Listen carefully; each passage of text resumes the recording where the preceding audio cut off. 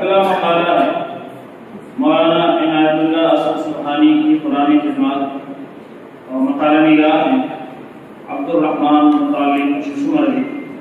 میں دعوت دیتا ہوں عبدالرحمن سے کہ وہ تشریف لائیں اور مقالہ پیش کریں. مولانا عنایت اللہ اسد سبحانی کی قرآنی خدمات.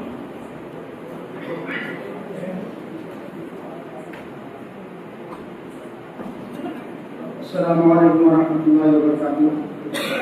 آج کی 2 روزہ سیمینار میں میرے مقالے کا عنوان ہے جناب ڈاکٹر محمد عنایت اللہ اسد سبحانی کی قرآنی خدمات. ڈاکٹر محمد عنایت اللہ اسد سبحانی کا اعظم گڑھ کے کوڑا گاؤں میں 15 جون 1947 کو پیدا ہوئے. آپ کے والد ماجد کا نام محمد عنایت اللہ تھا. آپ کی ابتدائی تعلیم گاؤں کے مکتب سے ہوئی. غالباً 14 جون 1954 میں معروف ادارہ مدرسۃ الاصلاح کے مکتب سوم میں داخلہ لیا اور 1962 میں مدرسۃ الاصلاح سے فراغت حاصل کی. مولانا ریاض میں 10 سال مقیم رہے اور جامعۃ الامام محمد سعود الاسلامیہ سے MA اور PhD کیا. مولانا کا PhD میں مقالے کا عنوان القرآن فی نظام القرآن ہے. مولانا کا مطالعہ اور تحقیق کا خاص میدان قرآن اور دیگر علوم شرعیہ ہے. مولانا جامعۃ الفلاح کے سابق صدر مدرس ہے اور کلیۃ القرآن جامعہ اسلامیہ شامتا پور کیرلا کے سابق پرنسپل ہیں. مولانا کی خدمات کو دیکھا جائے تو ان کے علمی اور قرآنی فہم نے اسلامی دنیا میں بہت سے اہم پہلوؤں پر گہرے اثرات مرتب کیے ہیں. مولانا کی کوششوں کا دائرہ بہت وسیع ہے اور مولانا مختلف انداز میں اسلامی فکر و تہذیب کو فروغ دیتے رہے. یہاں میں ان کی خدمات کے چند پہلو کو بیان کرتا ہوں. مولانا نے اسلامی دنیا میں قرآن کی تجدیدی فکر کو عام کرنے میں نمایاں کردار ادا کیا ہے. مولانا کا کہنا ہے کہ ہر دور کے بدلتے ہوئے حالات کے مطابق قرآن کی تعلیمات کو نئے انداز میں سمجھنے اور سمجھانے کی ضرورت ہے.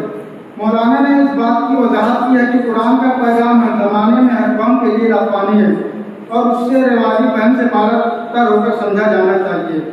مولانا نے قرآن کو ایک جامع رہنما کتاب کے طور پر پیش کیا ہے جو صرف مذہبی معاملات میں نہیں بلکہ سیاسی، سماجی اور معاشی امور میں بھی رہنمائی فراہم کرتی ہے. مولانا کا خیال ہے کہ مسلمانوں کو اپنی سیاسی، سماجی اور معاشی مشکلات کو قرآن کی روشنی میں دیکھنا چاہیے اور اس سے رہنمائی حاصل کرنی چاہیے. مولانا نے اسلامی معاشرہ اور سیاست کے بنیادی اصولوں کی وضاحت کرتے ہوئے کہا ہے کہ اسلامی ریاست کو قرآن کے احکام کے مطابق چلانا ضروری ہے اور اس بات کی کوشش کی ہے کہ قرآن کے پیغام کو غیر مسلموں تک پہنچایا جائے اور ان کے ساتھ مسلمان کو قرآن کی تعلیمات کی روشنی میں دیگر مذاہب کے ماننے والوں کے ساتھ عدل و انصاف اور رواداری کا برتاؤ کیا جائے. مولانا نے قرآنی نقطۂ نظر سے خواتین کو حقوق کو اجاگر کیا ہے. مولانا کا کہنا ہے کہ قرآن نے خواتین کو بلند مرتبہ دیا ہے اور ان کو حقوق کو تحفظ دیا ہے جسے بعض رسم و رواج کی وجہ سے نظر انداز کیا گیا ہے اور ان کے ساتھ خواتین کی تعلیم و وراثت اور معاشرتی کردار کے حوالے سے قرآن کی تعلیمات کی وضاحت کی ہے اور کہا کہ مسلمان کو زندگی قرآن کے ساتھ تعلیمی گزارنی چاہیے. مولانا نے اسلامی معاشی نظام کو واضح کیا ہے کہ قرآن میں معیشت کے حوالے سے رہنما اصول موجود ہے. مولانا کا کہنا ہے کہ سرمایہ دارانہ نظام اور سودی معیشت کے مسائل کا حل قرآن میں موجود ہے. مولانا نے اسلامی اقتصادیات اور زکوٰۃ کے نظام پر روشنی ڈالی ہے اور کہا کہ اگر قرآن کے اصول کے مطابق چلا جائے تو معاشی انصاف اور خوشحالی ممکن ہے. مولانا نے نبی صلی اللہ علیہ وسلم کی سیرت کو قرآن کے ساتھ گہرے ربط میں سمجھنے کی ضرورت بتایا ہے. مولانا کے نزدیک نبی صلی اللہ علیہ وسلم کی زندگی قرآن کی عملی تفسیر ہے اور ہمیں نبی صلی اللہ علیہ وسلم کو اسوہ حسنہ کو سمجھنے کے لیے قرآن کو محور بنانا چاہیے. مولانا نے نبی صلی اللہ علیہ وسلم کے اقوال و افعال کی وضاحت کرتے ہوئے کہا ہے کہ یہ قرآن کے احکام کی عملی صورت ہے. مولانا کی تحریروں میں اعتدال پسندی اور معاونہ روی کو خاص اہمیت دی گئی ہے. مولانا کا کہنا ہے کہ قرآن مسلمانوں کو ہر معاملے میں اعتدال کی راہ دکھاتا ہے چاہے وہ مذہبی عبادات ہو یا دنیاوی معاملات ہو.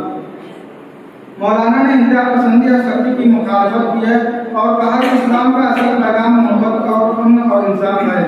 مولانا نے قرآنی تحقیق اور علوم کے درمیان ایک توازن قائم کرنے کو ایک ضرورت کہا ہے.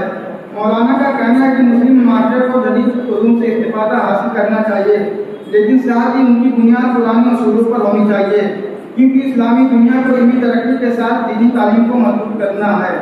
مولانا نے نوجوان کو قرآن کی روشنی میں زندگی گزارنے کی ترغیب دی ہے. مولانا نے کہا کہ نوجوان نسل کو قرآن کی گہرائیوں میں جانے اور اس کے پیغام کو سمجھ کر اپنی زندگی میں نافذ کرنے کی ضرورت ہے۔